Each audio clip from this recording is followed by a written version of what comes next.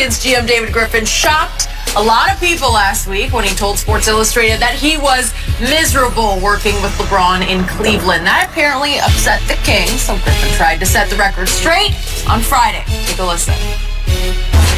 The whole backdrop of that conversation was about the noise around that Cavaliers team and the media portrayal of all of it. The fact that there was so much scrutiny in everything that we did. When I was speaking about being uncomfortable and, quote, being miserable, it was my inability to deal with that media scrutiny. It wasn't the man himself. It was everything that came with a team led by LeBron James. It had nothing to do with being miserable with LeBron. We had and have a very positive relationship. So that was one issue. The other thing that bothered me the most, and frankly, none of this really matters other than the fact that it's inherently wrong. The story was all designed to be about the Pelicans and how our past and how everything we had learned through our failings, we were going to apply to how we want to build this Pelicans family. Oh, Shannon, are you buying what Griffin is selling? Lies. Skip, you know, I just got back from Hall of Fame weekend, and we had we had three. Johnny Rogers was a safety, but Champ Bailey, Ty Law, cornerbacks. Deion Sanders. I had me and Rod Woodson, who's a very good friend of mine, Skip. I've never seen, they couldn't backpedal like this. Man, that joke was backing up. I thought this prime time here. Now, prime time, who you think is the greatest quarterback, and I won't disagree with you. I do. He couldn't backpedal like this. Skip, my thing is, this is what I learned early on. And David Griffin has been in this business long enough to know how these things work. Skip, the interviewer is in charge of the questions. The interviewee is in charge of the answers. Now, I've been in situations where interviewer comes in under false pretenses. He wants to talk about one thing, knowing that's not really what he wants to talk about, but he has to get in somehow. Because if he says, I want to talk about yada, yada, yada, I'm going to go and shut it down, and I'm not going to even give him the opportunity to interview me. That's true. David Griffin knew how this worked. The moment it started being about LeBron James, nah, bro, we talk about the Pelicans. LeBron doesn't play for the Pelicans. He's not playing for the Pelicans. I'm not LeBron's general manager. That is But no. Skip, he said he started crying when LeBron came back. There was no media noise yet. The moment that they were, I was just crying. I was like, oh my God, I'm miserable. There's no amount of money that's going to make me stay, even though he was trying to get a contract. At the very last hour before he's like, I'm done. Dan Gilbert's not budging. I'm not going to budge. I'm out of here. Skip, just own it. Everybody knows you're lying. Why do keep people? It's not LeBron. It's the media. No, it's not. You didn't say anything about. Skip, I'm looking back. I didn't say nothing about no media noise. In his original conversation, it was never about media noise. It was only about the media and the noise that they generate once you got that backlash. Skip, how could he have not known that this was going to happen? That you said, remember, you don't really need context for miserable. I don't care what anybody, I got married. Jenny, you got married. It was such a beautiful ceremony. Sure. But the weather was miserable. What context do I need, Skip? For the wedding, but the weather was miserable. That means the weather wasn't very good. It wasn't conducive, even though the wedding went off without a hitch. The wedding did, but the weather was awful. For him to say he was miserable, he wanted to provide context, and then at the end, Skip, the preface of this article was really about the Pelicans and what we have learned through our Okay, well, you should have made it about the Pelicans. How did LeBron James, once he brought up LeBron James, you shoot that down. LeBron's not a Pelican. I'm not the general manager of LeBron's team. I don't think the writer brought up LeBron. I could be wrong. I think he brought up LeBron. Exactly. But he's backpedaling because of the backlash that he's taken, and rightfully so. So everything he said in that first one, he spoke his heart, Skip. He spoke his heart the first time around, and now he's trying to backpedal. But ain't no way up out of this, bro. You stepped up in it. I am so with you on every point you just made. This whole thing just made me sick. He sold out. He backtracked. He waffled. He got cold feet. Yep. He didn't have the stomach to stand up to and behind the quotes that he uttered. Correct. And yet, just to be fair, I'm going to throw this out because you've had magazine pieces written about you. I've had a few written about me. And obviously, every once in a while, you try to make a point to a writer that gets lost on the writer, and it doesn't quite come across in print the way you intended it to, and it gets frustrating. I wish he'd understood, or maybe I didn't express myself quite right, that he could absorb what I was trying to say. Right. So David Griffin says, I did a poor job of framing the conversation. Is there a little truth to that? Maybe some. But in the bigger picture, all these quotes rang true to me because he was speaking in the context of pro-Pelican because he is on fire with the excitement of what he's got at his fingertips now.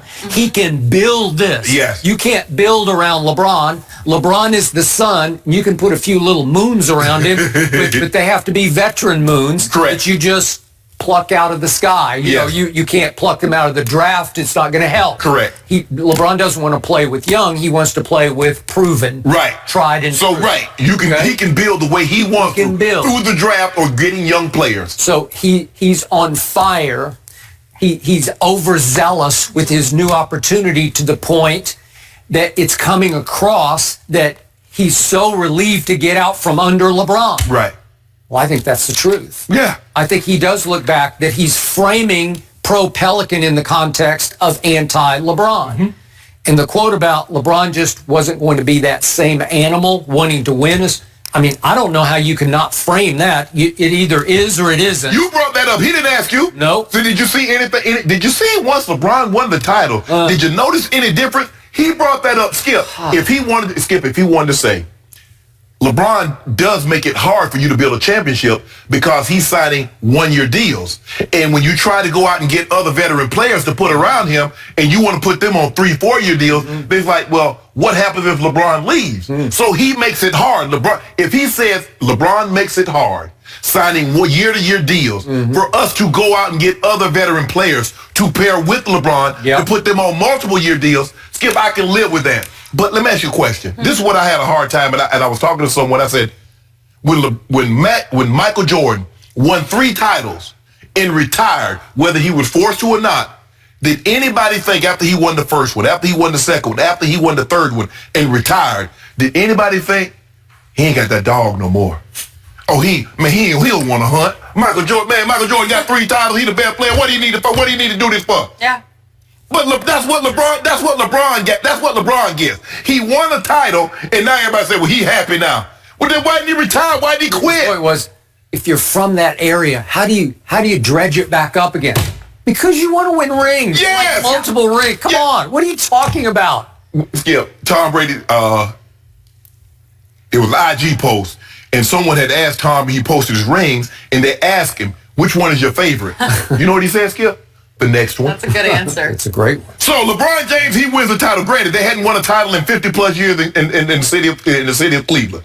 And so now he did that. Everything is like, okay, now I'm good now.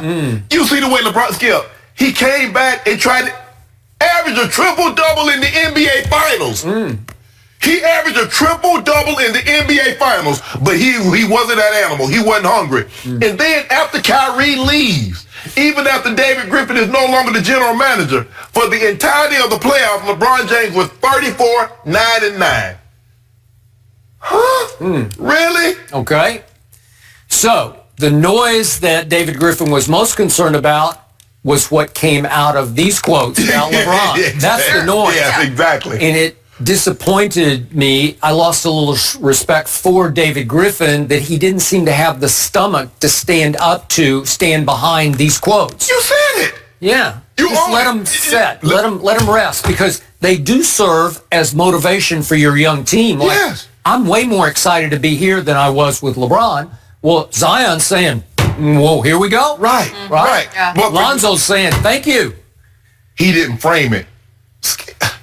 Nobody, Skip, I can assure you that interviewer, and I could be wrong, you've done more interviews than me, but it's hard for me to believe that interviewer asked, did you notice a difference in LeBron after he won that first title in Cleveland?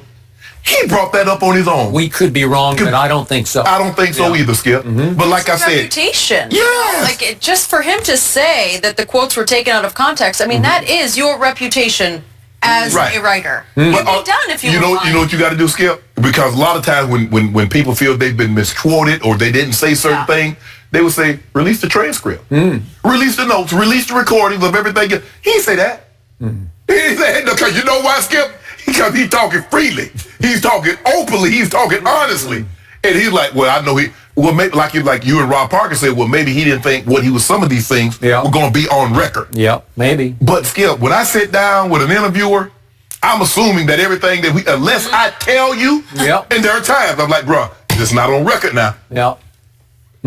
Unless I say that, I'm assuming everything that I say is going to be put out there. My advice to you is if you don't know said writer, I wouldn't say anything's off the record. It's either on or not. Right. Right? Or just, first of all, Skip, what did he think this was going to go?